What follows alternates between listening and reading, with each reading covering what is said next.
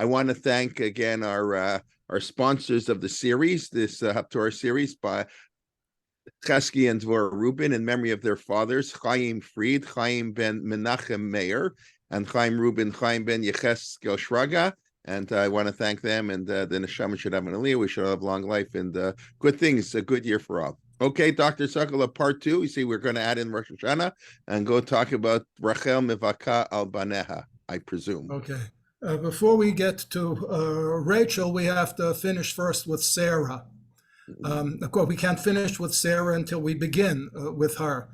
So last week, we looked at the beginning of the Haftarah of the first day of Rosh Hashanah, the one that tells us the story of Elkanah, the Ephraimite, the Ephratite from the Ephraim Hill country, somebody who may or may not have had a connection to Beit Lechem, and his two wives, Pnina, who was fertile, and Chana, who was barren, and how Chana made a pact with God that if he were to give her a child, and specifically a child of what used to be called the masculine gender, I just simply don't want to tread in any unwelcome territory. So she asked for Zera Anashim, for a male child, and she made a pact with God that if he were to give her a male child,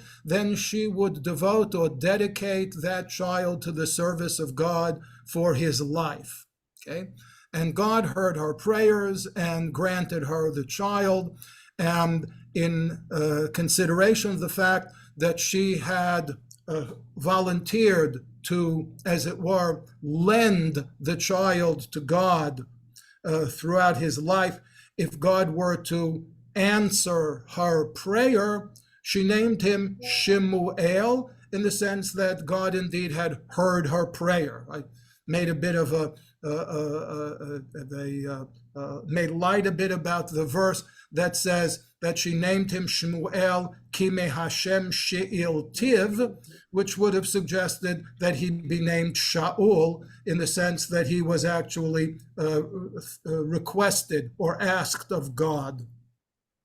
So that's the narrative part of the Haftarah, and the parallels between the story of Hannah and the story of Sarah, and how Sarah's infertility led eventually to the birth of Isaac, who of course fills a critical, pivotal role in early Jewish history, may very well be why this Haftarah was chosen for the first day of Rosh Hashanah, because the Torah reading of the first day of Rosh Hashanah is the one that begins with Vashem pakad et Sarah ka'asher diber, that God, having promised Abraham that Sarah would be fertile, at some point subsequent to God's promise to Abraham, God took note of Sarah. That's what pakad means, to take note of, and she bore Isaac.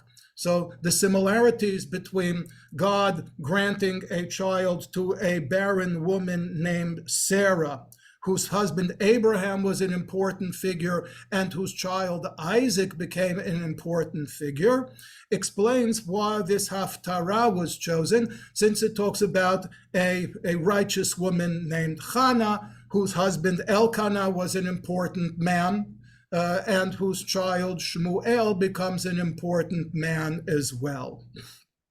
There's another reason that might explain the choice of this Haftarah, and that comes from the second part of the Haftarah, the one that is Hannah's poetic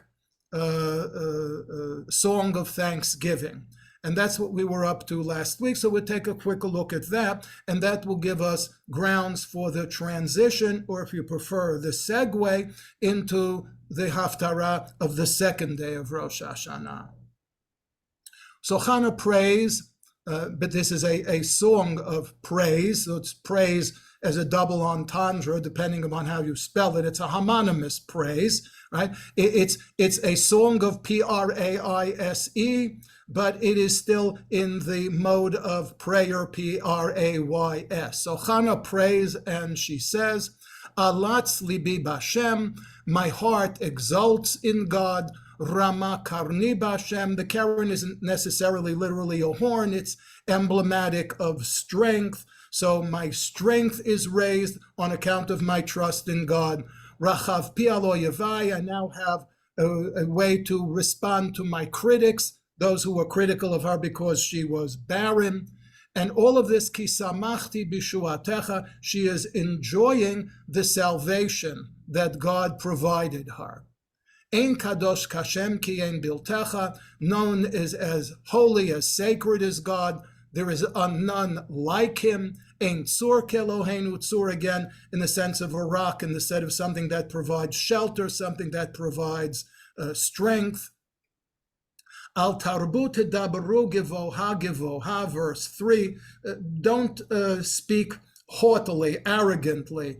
Yetzei atak mipichem, don't let this arrogance come out of your mouths. That is to say, if indeed the commentators are right who saying that she was addressing not just anybody who might have made fun of her situation previously, but if you remember last week, we spoke about the two ways in which to interpret her relationship with Penina, Elkanah's other wife. One was that Penina vexed her. She literally made fun of her. And the other was that she provoked her into prayer. So if it was not a provocation, but if in fact it was that she was making fun of her, making light of her situation, then it may very well be that she is addressing Penina when she says, "Who are you to look down at me," so to speak? Ki el deot Hashem v'lo nitkenu aleilot, because again the idea that God sees beyond the externals. Okay, and now there starts a series of reversals, poetic images that signify a reversal. For example, Keshet Giborim, the weapons, not necessarily a bow, but the weapons of warriors, Chatim, can be broken. While on the other hand, Nichshalim, those who might be stumbling, right, those who aren't in the front line, Az Ruchayil, they are emboldened. Okay, so we have the idea of those who are high are brought low, and those who were relatively low are raised up. And it continues in verse 5. Sveim balechem niskaru, right? Those that previously were savea, they were satisfied, they had enough to eat, now have to go out and earn their bread. While on the other hand, re'evim, those who were famished, chadelu, right? Their famine has come to an end. So another, again, illustration of reversals of fortunes. And now, of course, the highlighted one, the one that really matters, ad akara yaleda shiva'a, right? Another hand, a woman who had been barren bears 7 children. And on the other hand, rabat banim, a woman who had many children, umlala, now she is destitute. It says languished, destitute. So again, reversals of fortunes. The choice of 7, of course, isn't necessarily literal. Even if Hannah is speaking not in general about barren women who eventually bear children, but even if she is talking in more specific terms about herself, the fact that she says an akara, someone who was previously barren, yalada shiva'a, doesn't necessarily mean that Samuel had 6 siblings. Okay, Shiva, of course, is what we call a typological number, right? It's a number that's associated with something. The number 7 is usually associated with something good, right? Something fulfilled, like the 7 days of creation, the 7 days of celebration of a marriage. Okay, so Yalada Shiva means that she's born children. She's now satisfied in that respect. And of course, what might call in the verse 6, the ultimate reversal, Hashem memit umechayeh. God has the power of both death and life. Morid Sheol, he can, if he takes people's lives and those people were evil, then they descend to hell, right? Vaya'al, but ultimately, or if you want to take it literally, it means that even those who descend into hell will eventually be redeemed from it. But it could be some sort of an ellipsis, that on the one hand, those who deserve it go down to hell, and Vaya'al would mean, on the other hand, those who are righteous, take the up escalator as opposed to the down escalator, so to speak. Morish, right? Uma'ashir, the same thing. God can impoverish people. Rash is a biblical synonym for an ani. Ma'ashir, God can enrich people. Mashpil, God can take people who are high up on the socioeconomic ladder and cause them to fall. Af meromem, and then he can take those who are on the bottom of the ladder and he can allow them to ascend. Mekim me'afar dal, he can raise the impoverished from, so to speak, from the dust, that is to say, from their humble origins. Me'ashpot, and again, even from the dung heap, so to speak, Yarim Evyon, he can raise up those who were lowly. And where do they go? Lohoshiv im nidivim, and they can take a seed amongst the upper class. V'chisei chavod yanchileim, and they will be honored and respected. All of this, she says, all of these reversals of fortunes are due to the fact Hilashem mitzuke eretz vayashat alehem tevel, because God indeed is the creator, and since God is the creator, he can do what he pleases in his universe. Raglei chasidav yishmor, he will take care of those who are pious. Rishaim, on the other hand, the no-goodniks, bachoshech yidamu, they remain in the darkness. Because mortal strength, right, is not what really counts. Yechatu mirivav, God's enemies, so to speak. And who are God's enemies? God's enemies are the no-goodniks, the evildoers, right? So, Yechatu mirivav, that the God's, those who oppose him will be broken into pieces. Allah bashamayim yara'im, and God will use his ra'am, his thunder, to oppose them from heaven. And then on the other hand, Hashem yadin afsei aretz, God will act righteously and justly with those who have been downtrodden. V'yitein oz lemalko, he will give strength to whoever rules in his name, to a mortal who rules in his name. V'yarem keren mishicho, and he will exalt the horn, which I said again is just simply a metaphor for strength. He will enhance or embolden the one who is his anointed. And I highlighted this because this may be another reason why this was chosen to be the Haftarah of the first day of Rosh Hashanah, since Rosh Hashanah, of course, is the day on which we coronate God as the King of the universe.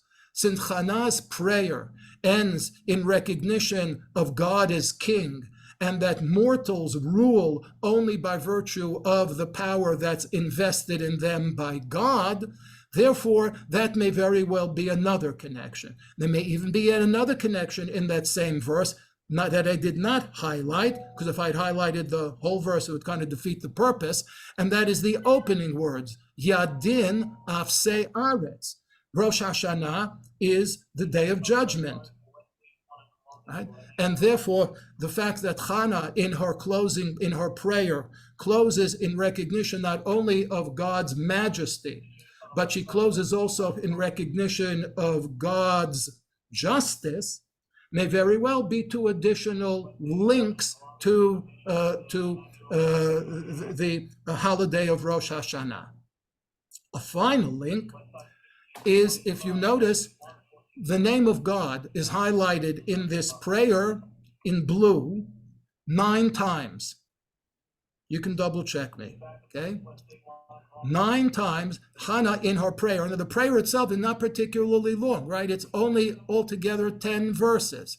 So in 10 verses, she manages to mention God's name 9 times. Now, that could simply be because this is a psalm. In fact, you might have recognized some of the phrases in Hannah's song, in Hannah's praise, as being parallels in Tehillim. And I brought them here, right? Here on the right, you have the verses from Hannah's prayer. And on the left, you have selections from the Hallel. Okay? And you can see the parallel passages. Mashpil merome magbia mashpil. Mekim me'afar dal me'ashpot yarim evyon. Literally the same, right?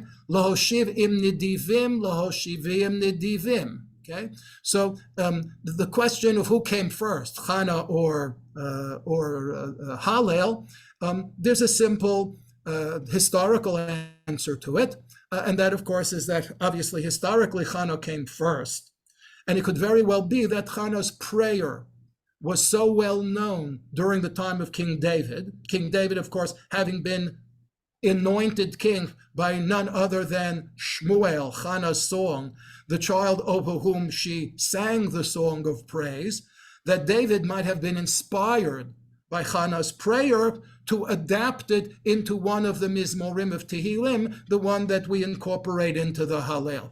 But the point is that, going back, there are 9 instances in which she cites the name of God. And as you see the source here, the next to the last source, I'll highlight it here so you'll know which one I am addressing. The Gemara Masechet Brachot asks the question, Hani Tesha de Rosh Hashanah keneged mi? Why are there 9 brachot in the Musaf of Rosh Hashanah? And the answer is, Amar Rabbi Yitzchak de Min Kartegenin, a Rabbi Yitzchak, possibly from the city of Carthage, said the following answer. Keneged tish'a azkarot she'amra Chana b'tfilata.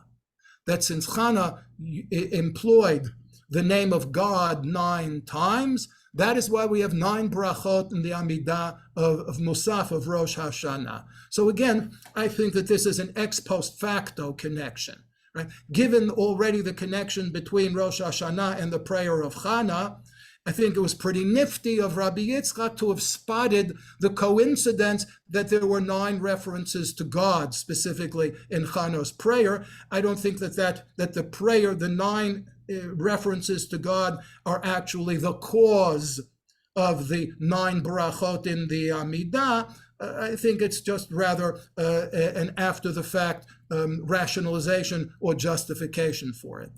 The second passage here, of course, is one that I already alluded to without quoting it verbatim. The Gemara in Rosh Hashanah tells us, B'Rosh Hashanah nifkeda Sarah, Rachel, v'Chana, that indeed there were 3 barren women who were taken note of by God in the sense that he promised them, and indeed delivered on the promise, no pun intended, of allowing them to have children, and they were Sarah, of whom we've already spoken, Chana, right, of whom we've already spoken, and another one of the matriarchs, Rachel, right, whose association with Rosh Hashanah is probably only due to those existing of Sarah and Chana. If Sarah and Chana, the other 2 classic barren women, were taken note of by God on Rosh Hashanah, then surely Rachel, whose fate was similar to theirs, must have enjoyed the same blessing, so to speak. But the Gemara goes a little further, and it says it isn't based only on logic, it's also based on language.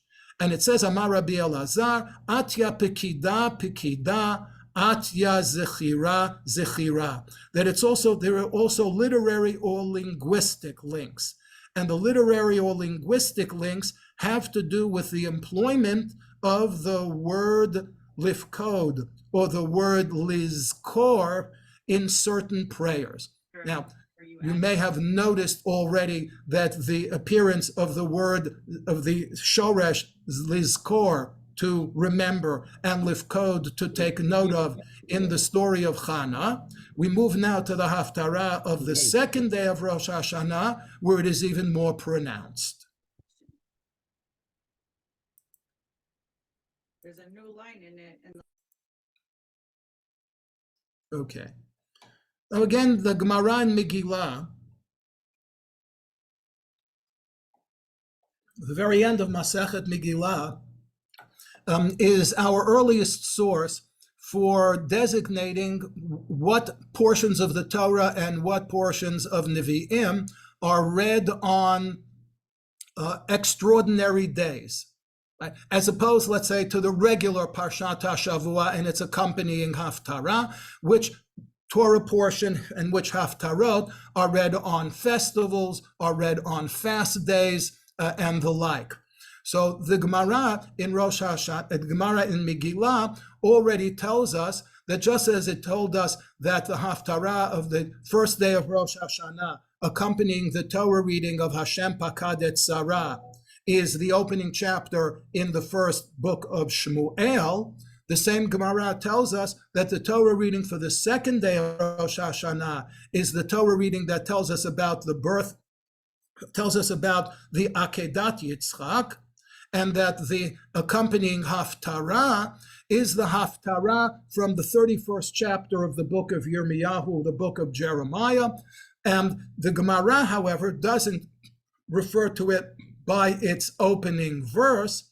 It refers to it by a subsequent verse in the Haftarah, the one that talks about Haben Yakir li Ephraim, that Ephraim is a dear child of God. What does anything have to do with Ephraim? Remember the last Talmudic reference we saw on the Haftarah of the first day of Rosh Hashanah. It said that 3 barren women were taken note of by God on Rosh Hashanah: Sarah, Hannah, and also Rachel. Remember that Rachel was the mother of Yosef and Binyamin, and Yosef was replaced in the order of tribes by his 2 children, Ephraim and Menashe.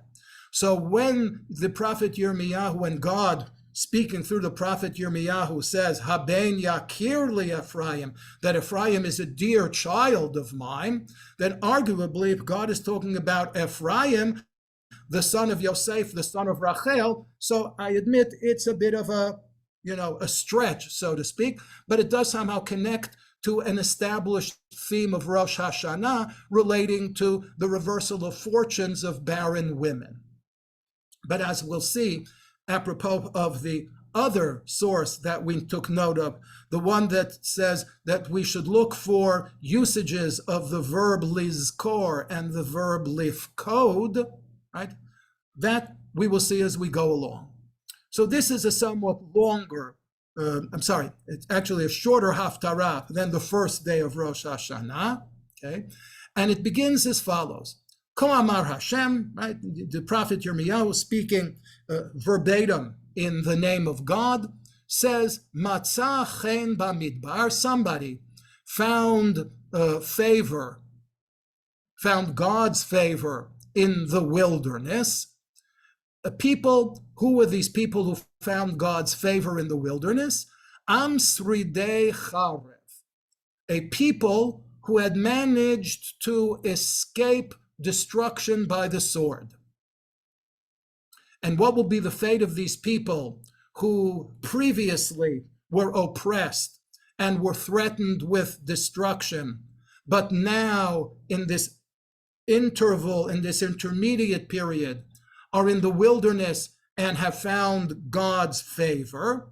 What will happen to them in the future? Haloch lahargio Yisrael, even though now they're all upset, they're all anxious, they're all worried, they will find margoa, they will find tranquility.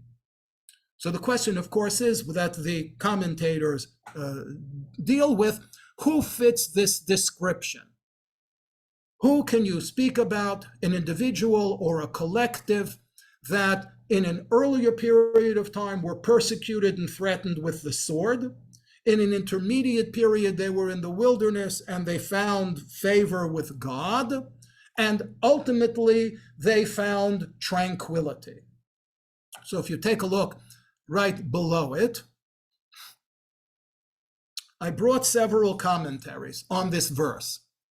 Rashi asks, who are these Sridei Charev? Who are these people who have escaped persecution by the sword? He says it's the sword of Mitzrayim, Egypt, Amaleki, the Amalekites, Haknaani, and the Canaanites.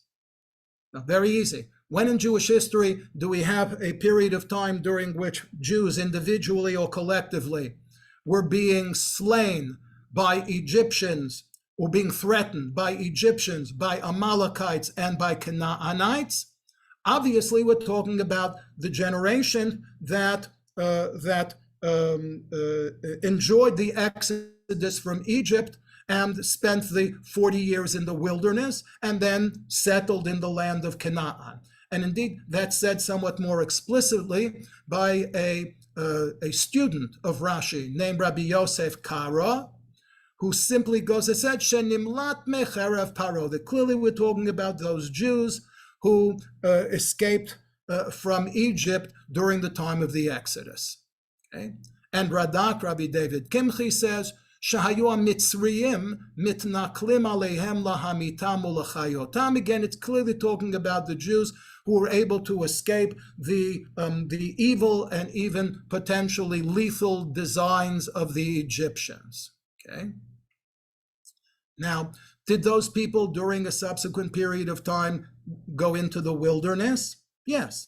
Can you say that they found God's favor in the wilderness? Comme si, comme ça. Obviously, there was a period in which, they were favorable, and there were periods in which one would have to say objectively that God did not find them to be favorable, not the least of which is the fact that instead of taking them directly across the Sinai Peninsula from Egypt into Israel, he had them go in a somewhat of a roundabout way, and they spent perhaps 38 and a half additional years of wandering in the wilderness, certainly not a sign of a favorable relationship with God. Shadal, Shmuel David Luzzatto, an early 19th century Italian commentator, says that's not really so. We're not talking about the Jews who went from Egypt to the wilderness to the land of Israel. That's either too far in the past or it doesn't really fit the description accurately. He says, Ella, what is it referring to? Himshil hagalut lahalicha b'makom midbar. That midbar here isn't necessarily a wilderness in the topographical sense, but rather it's a wilderness in the metaphorical sense. That Jews who are in exile are in a metaphorical wilderness. So according to Shadal, it's not talking about an early period in Jewish history, but rather it's talking about what, from the perspective of the prophet Jeremiah, was a much more recent event in Jewish history, namely the exile of Jews from Judah and Jerusalem.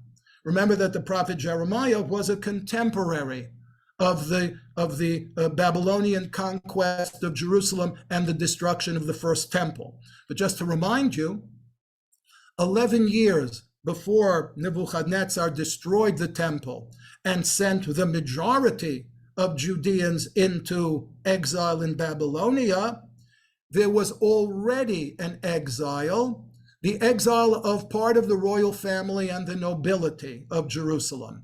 They were sent into exile during the reign of King Yechoniah 11 years earlier. You may remember parenthetically that Mordechai, the hero of the Purim story, right? Asher hogla mirushalayim, who was exiled from Jerusalem when, not in 586 when the Babylonians destroyed it, but in 597, im hagola asher hoglita im Yechoniah melech Yehuda, in the earlier exile of the nobility of Jerusalem. So according to Shadal, the wilderness here is the metaphorical representation of the exile. Okay. And then God, however, says that whoever these people are, and even though obviously they had done something to incur God's wrath, God's anger, because they were persecuted, subsequently were able to restore themselves to God's good graces, so to speak, and then they were able to live again in tranquility. So indeed, this is, if one wants to use the term, this is a nevuah of nechama. It is overall a prophecy that is promising the people a form of consolation. Okay, and then it continues. Okay, and I'm just going to skip around a little on account of the constraints of time. If you see in verses 3 and 4, if you look at what's highlighted in a shade of red, I don't know how it looks on your screen, okay, you notice that there are 3 times that I've highlighted the word od.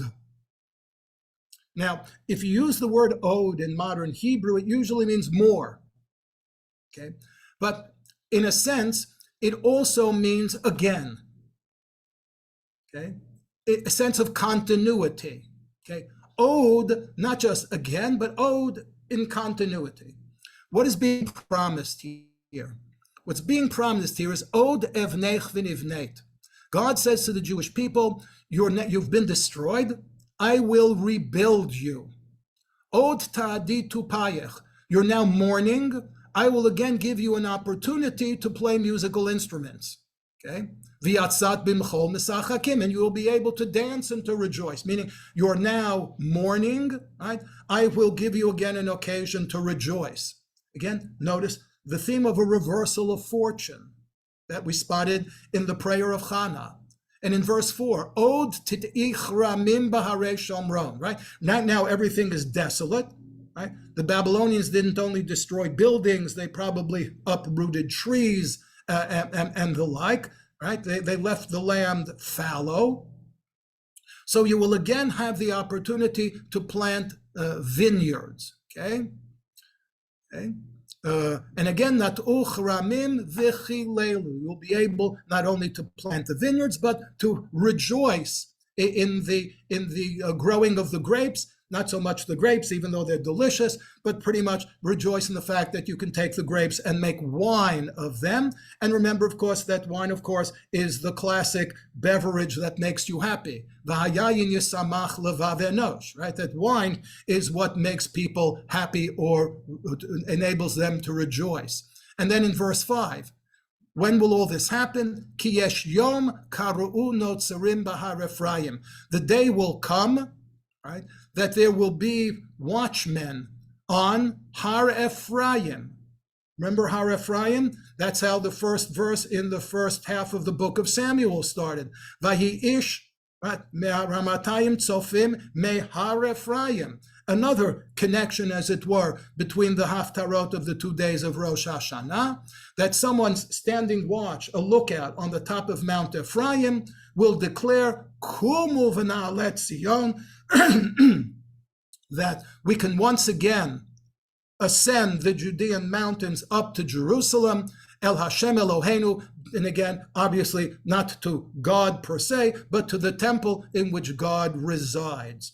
And of course, since if in this moment in time, the temple, like the houses and like the vineyards, lies in ruins, then once again, this is an indication that it is a prophecy of consolation. Just as the houses will be rebuilt and the vineyards will be replanted, the temple too will be rebuilt, and people will once again be able to go to it in pilgrimage.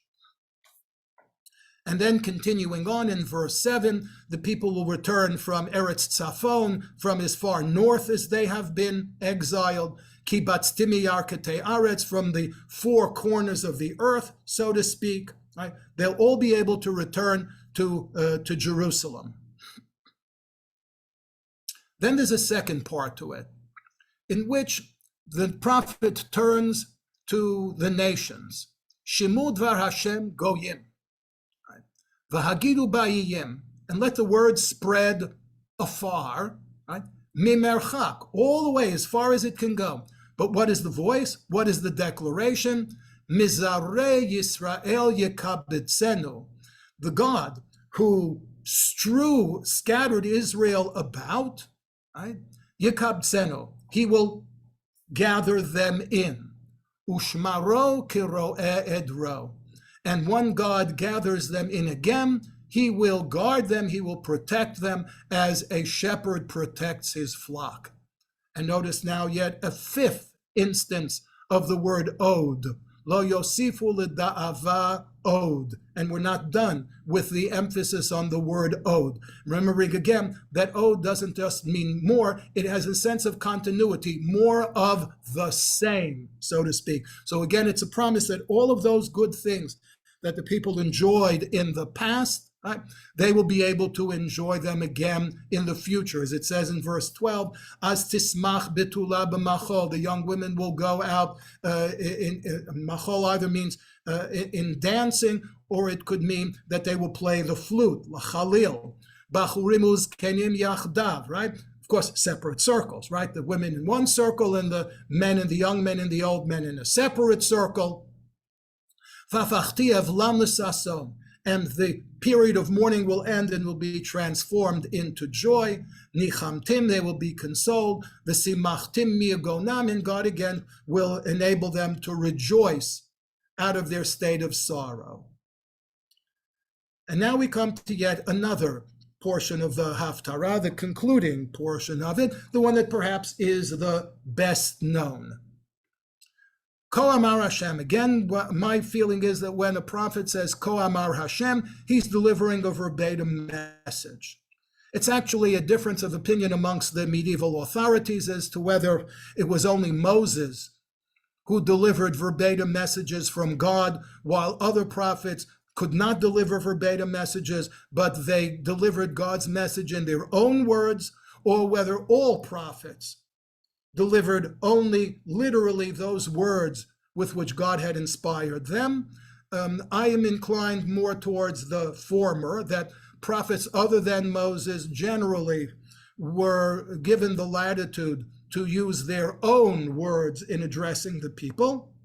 Therefore, to my mind, when a prophet says, Ko Amar Hashem, he's telling us that this is not just merely him paraphrasing God, but as it were, this is an instance in which he is quoting God verbatim. Either way, the message is as follows. Kol, a sound.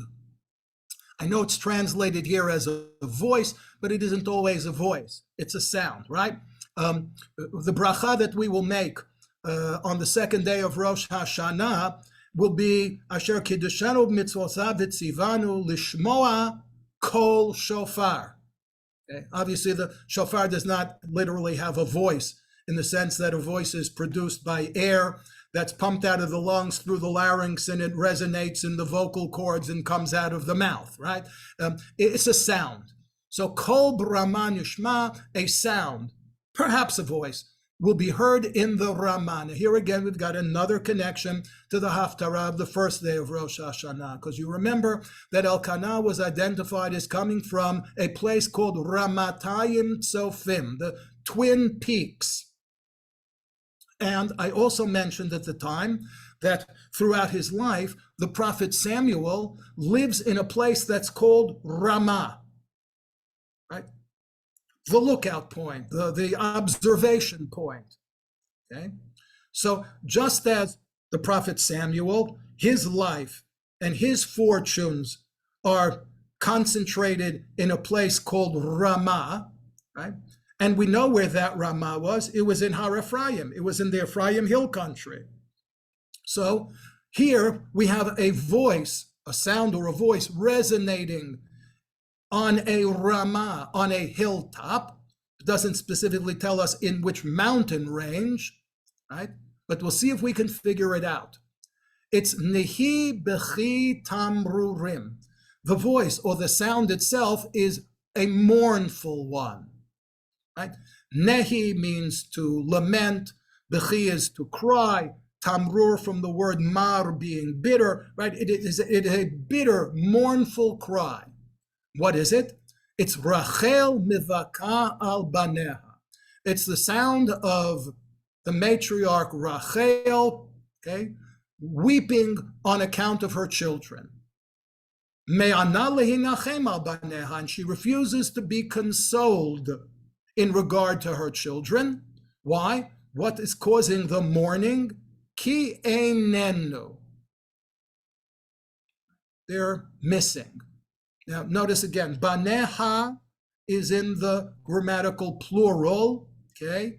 But ki einenu is in the grammatical singular, right? So either there's somewhat of a contradiction between the two parts of the verse, or einenu refers to the fact that how many children Rachel had, they constituted one unit. If Rachel's children constituted a single unit, then it would be acceptable for her to speak of them grammatically in the singular. How many children did Rachel have? Rachel had 2 children, okay? Remember? Yosef and Binyamin. So which children is she mourning here? Which children are lost? Is it only one of the 2, or is it both of them? Now, of course, once again, it depends upon what is the historical circumstance that's reflected in this poetic passage. Let's hold off on that for a moment, and let's just get the balance of the Haftarah together, and then we'll tackle the question of when is this taking place, and perhaps even more poignantly, where is this taking place? Again, in verse 15, opening with the words, Ko Amar Hashem. Okay, again, as it were, another verbatim quote. God says to Rachel, Mina'i kolech mi bechi. You can stop crying. Ve'enayich mi dema'ah. You can stop tearing, right? You can stop mourning. You can stop crying. Why? Ki yesh sachar lefu'ulatech ne'um Hashem. Because your actions, arguably which actions, the ones that are described in these psukim, namely that she is mourning and crying on account of her missing children, that these activities will be rewarded, sachar lefulatech. And what is the reward?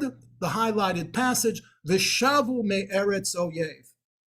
That these children who are absent now because they have been exiled will return from their exile.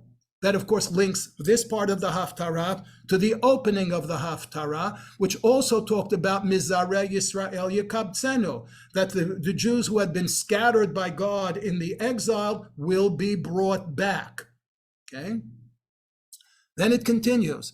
Yesh tikva la'achritech no'om Hashem. God indeed is making you a promise. And the promise is that you are not hopeless, right? That there will indeed be, that you should not lose hope. Okay? Curious use of the word tikva. Those of you who listened in to the series that I gave on Shirei Chalutzim, on songs of Zionist and Israeli pioneers, may remember our discussion of the Israeli national anthem called the HaTikva, and that not only the title, but the words, Lo Aveda Tikvatenu, are borrowed from the prophecy of the Yechezkel, who said that the Gentiles would mock the Jews and say of the Jews that they have no hope, they're hopeless. So the prophet Yechezkel came and said to the Jewish people, no, don't worry, your hope has not expired. And that's what the poet Naftali Imber picked up on. And with Zionism and the renewal of Jewish life, organized Jewish life in the land of Israel, he said, Lo avda tikvatenu, that indeed our hope has not expired. So here, it may very well be that the prophet Yirmiyahu, who to an extent was contemporary with Yechezkel, right? Perhaps a bit later, a younger contemporary, but still yet contemporary with him, is using the word tikva in the same sense. Tikva is a code word. Tikva means Jews in the diaspora, don't give up hope. You will yet return to the land of Israel. As he says here, v'shavu vanim ligvulam, that indeed they will return to their own land. And now it says more specifically, Shamoa shamati Ephraim. Remember again, as I said, Rachel, strictly speaking, had 2 children, Yosef and Binyamin. But Yosef, by virtue of the declaration of the patriarch Yaakov, is replaced in the order of the 12 tribes by Ephraim and Menashe. So one can say that if Yaakov said, Ephraim Menashe ki Reuven v'Shimon yihiyu li, that even though genealogically speaking they are my grandchildren, I will consider them to be my children, then if Ephraim was Yaakov's son, then arguably he was also Rachel's son. So it could be that the child of whom Rachel is crying because he has been sent into exile is Ephraim. Now, here's a curious question. When was Ephraim exiled? We're not talking now about neither about 586, nor for that matter about 597, 11 years earlier. What we're talking about now is the exile of the 10 northern tribes by the Assyrian conquerors at the tail end of the 8th century BCE. That is to say, roughly 150 years before the Babylonian conquest of Jerusalem and the beginning of the Babylonian exile. So it could be that by the time the prophet Yirmiyahu was taking note of the fact that Rachel is crying, she could have been crying for 150 years. Now, the question, of course, as I said, is not only when is this ostensibly taking place, but also the question of where is it taking place. And here we come to an interesting question, which on the source sheet, I called very clearly, where is Rachel's tomb? Okay. You know that conventionally, Rachel's tomb is situated outside of the city of Bethlehem. Okay. I brought you a little picture, an image of the tomb of Rachel from the end of the 19th century, right? It looks like it's in the middle of no place because it was in the middle of no place. As a matter of fact, much before 1890, if somebody had painted this same picture, there wouldn't have been anything there because the building that houses what is called Rachel's tomb today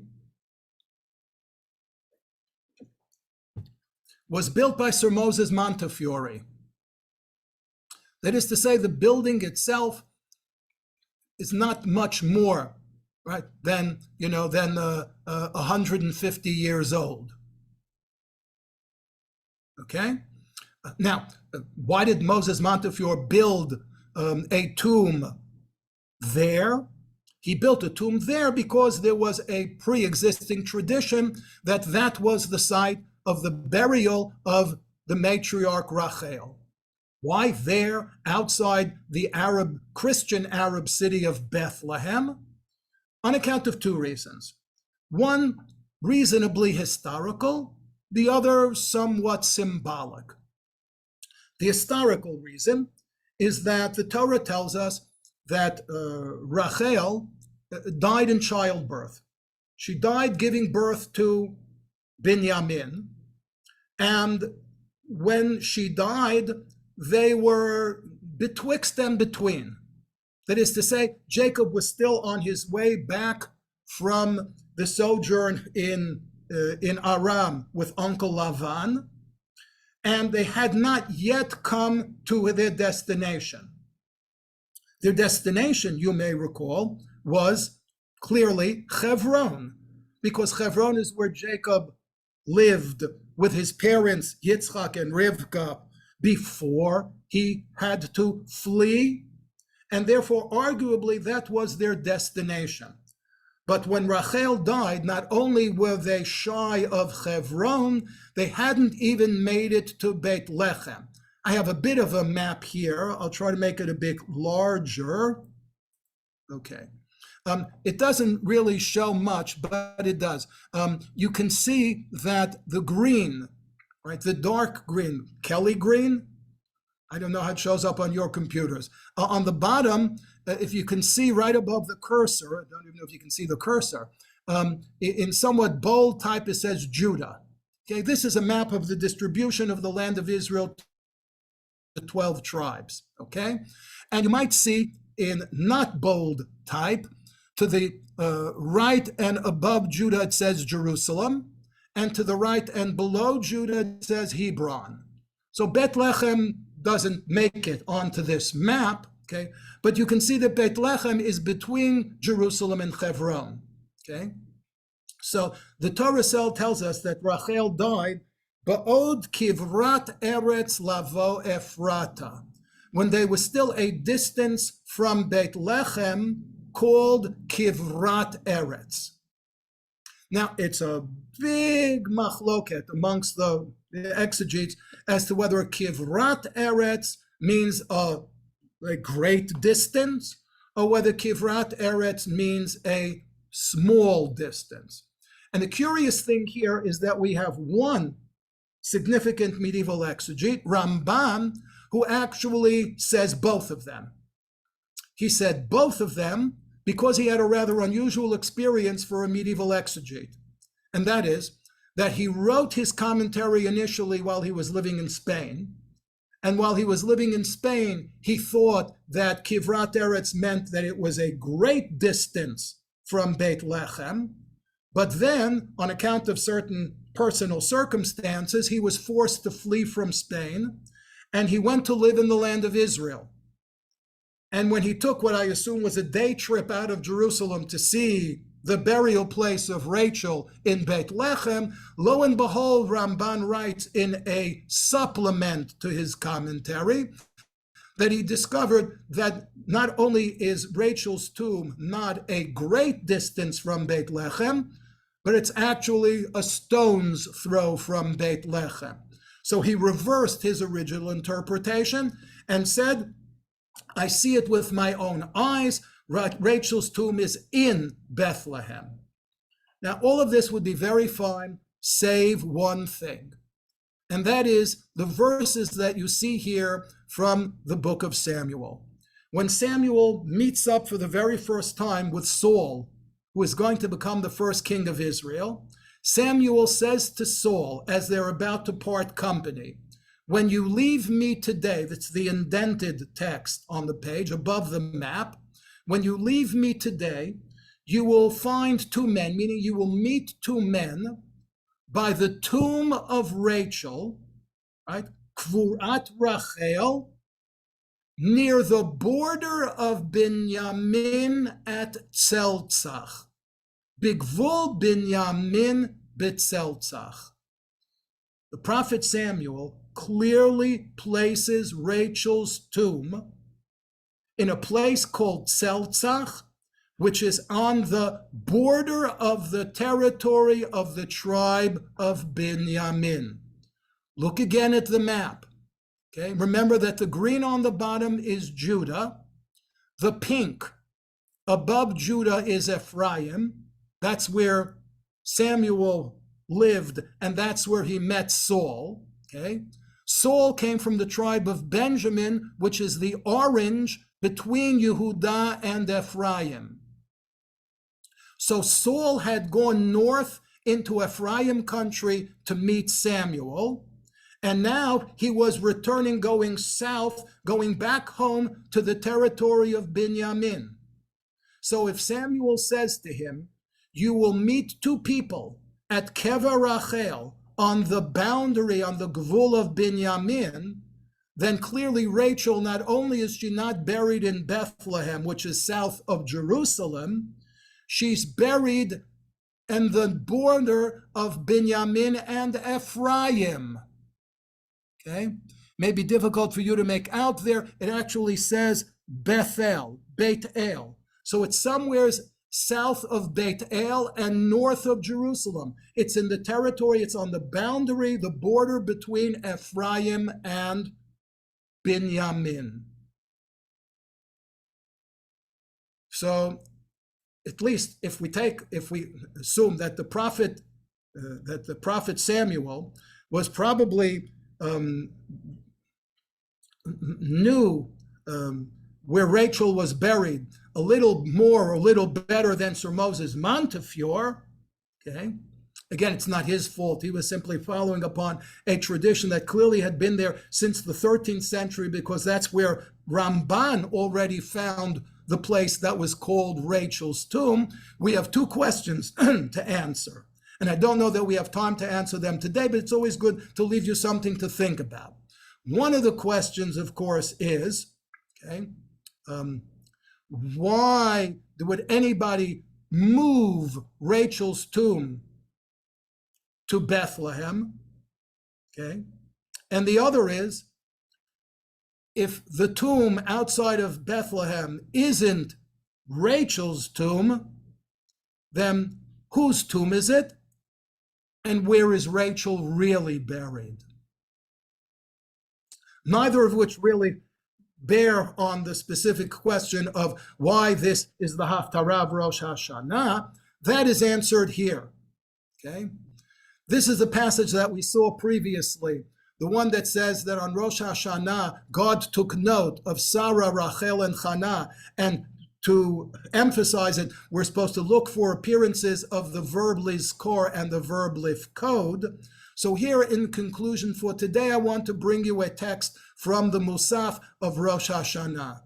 Remember that there are three parts. We divide the Amidah of Musaf into three parts. We call them Malchuyot, reflecting God's majesty, right? Shofarot, the idea of assembly being announced by the blowing of a horn, and Zichronot, God taking note of human existence, individual note, collective, national, and universal note of human existence. And we mark that with the following passage that's called Ata Zocher Ma'aseh Olam Ufoked Kol Yitzurei Kedem. This is a liturgical passage that was probably composed somewhere in the Middle Ages, but it was composed by somebody who took his cue both from the Talmud as well as from the Haftarot, and wrote us a passage that emphasizes the appearances of Zechira and Pikida, of God remembering and God taking note of us as individuals, of us as a Jewish nation, and of course, of all mankind. And we'll leave it at that for today. And again, I will try to take a quick look at the chats, sources, how literally do take Rabat Banim Umlala. Some say Penina lost all of her children. It's exaggeration. As I said, just as Hannah didn't literally have 7 children, doesn't mean that Penina lost all of her children. Even if she provoked, even if she vexed Hannah, that's surely not something that is punishable by death. That must be an exaggeration. Interesting, those are 7 children. I actually collected those sources. They say to Naomi, not to Ruth, they say to Naomi that Ruth is Tova lach mishiva banim. But when Elkanah speaks to her, he says, Anochi tov lach me'asara banim. So whether 7, 10, both of them exactly, I said, are not at exact, they're typological numbers. Hannah's prayer is said to be prophetic. Yeah, because it concludes the line, the concluding line is that V'yiten oz l'malko v'yarem keren mishicho. So why is Hannah talking about God's anointed king when at the time of Hannah in her lifetime, there was not yet a king of Israel? So either it was prophetic, or if I dare to suggest that those words may have been added subsequently when somebody said, so that's what Hannah meant. Those things happen. Okay. What might be a reference to Jacob? Oh, I see. The who was exiled and in a wilderness, possibly. On account of Joseph. Yet it's an interesting thing, except that Joseph, and according to the Gemara, Joseph was released from prison on Rosh Hashanah. The same the Gemara that says that his mother Rachel was remembered by God on Rosh Hashanah says that Joseph was freed from prison. So indeed, if that is the case, it could very well be. Rachel died buried outside what is considered the land of Israel. Neither way is she outside the land of Israel. But to give you a hint to the question that we'll look at next week as to where is she buried, if in fact, according to Jewish tradition, right, when the Jews who are being sent into exile went past the grave of Rachel, that's when she cried. So think about it. Where would Rachel have to be buried for Jews who are being sent into exile to pass by her grave? Okay, we'll hold it there, and Back to you, Rabbi. Rabbi, I'm just curious why you say that the Gemara that all of Chana kids died was an exaggeration. It might be, but many years ago, Rabbi J.J. Schechter gave a fascinating talk in Toronto, and he went through. Rav Chaim Shmulevitz has a whole piece on that. The fact that Chana acted l'shem Shemaim is totally irrelevant. And I mean, he didn't specifically, but the assumption there is where she was punished extremely heavily. So I'm just curious if you have any sources. It could very well be. I understand. As I said, as I said, for the fact that Yalda Shiv'a is also an exaggeration. There's no evidence, as I said, that Samuel had 6 siblings. Okay. Okay. But the other is that if Chana indeed was capable of poetic expression, she surely knew the word shakula. Right? Parents who've lost their children are horim shakulim. She would have said v'rabat banim shikela or something like that. Umlala doesn't have that same meaning. It means to be distressed. That's good. That's already that's better. Very source. Yeah, I mean, in general, it's always hard to know when the Torah is exaggerating and when not, because we know at times it does. Okay. Yeah. Thank you very much. So next week we'll move on to Yom Kippur a little bit, I presume. As I said, we'll pick up the outstanding questions of if Rachel isn't buried in Bethlehem, who is, and if it isn't Rachel, where is she buried? And then we'll move to the Haftarah of Yom Kippur. Okay, very good. And then the Sukkot and Shmini Atzeres, Simchas Torah. Okay. By the way, for those of you who are in the sing-song class, embedded in today's sources are links to the website Zemer Reshet and to other websites in which you can pick up people singing to the tunes to some of the words in the Haftarah that we looked at today. Okay, thank you. That was the last series he gave on the songs of the early Zionists, a very different, fascinating series back starting in the winter. Okay, next up in 1 hour and 58 minutes, Rabbi Shulman will do part 2 of Sefer Kohelet, a fascinating, important book and a fascinating teacher. That will be at 1 p.m. today. Part 2 of Sefer Kohelet. Tomorrow, Simi Peters at 1 p.m. on Sefer Yonah. Thursday, the Parsha Shir. Friday, I will begin my series switching from the Siddur to the Machzor. And as I've been mentioning, you should have all gotten an email, I think, by now, about our Yom Iyun on Sunday, September the 10th. 8 speakers for half an hour each should be a wonderful program, which does require a separate registration from this ELO program. Okay, everybody, please invite a friend. We look forward to learning with you, hearing your feedback, comments, etc. And thank you very much, and have a wonderful next 1 hour and 57 minutes. Okay. Thank you. Excellent. Be well, everybody. Okay, thank you. Thank you very much, Dr. Sokolow. Amen. Yes, okay. That's it. The teachers, I'm just the facilitator here, that's okay. The Lumdim and the Malamdim, that's it. Okay, thank you, everybody.